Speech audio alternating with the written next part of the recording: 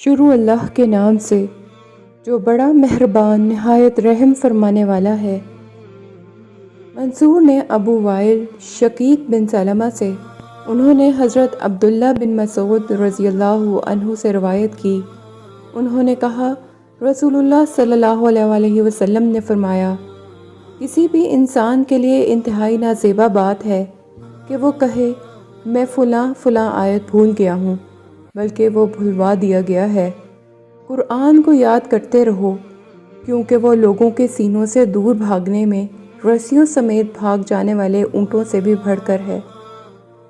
سفیان بن عیینہ نے زہری سے، انہوں نے ابو سلمہ سے، اور انہوں نے حضرت ابو ہریرہ رضی اللہ عنہ سے روایت کی، وہ اس فرمان کو نبی صلی اللہ علیہ وسلم تک پہنچاتے تھے۔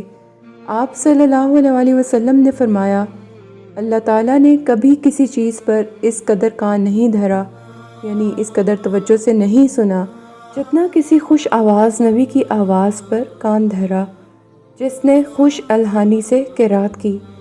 سبحان اللہ، یعنی جو شخص خوبصورت آواز کے ساتھ قرآن کریم کی تلاوت کرتا ہے، اللہ تعالیٰ انتہائی توجہ سے اس کی قرات کو سنتے ہیں۔ اللہ تعالیٰ سے دعا ہے کہ وہ ہمیں بھی خوبصورت آواز کے ساتھ قرآن مجید کی تلاوت کرنے کا شرف عطا فرمائے۔ آمین۔ جزاک اللہ۔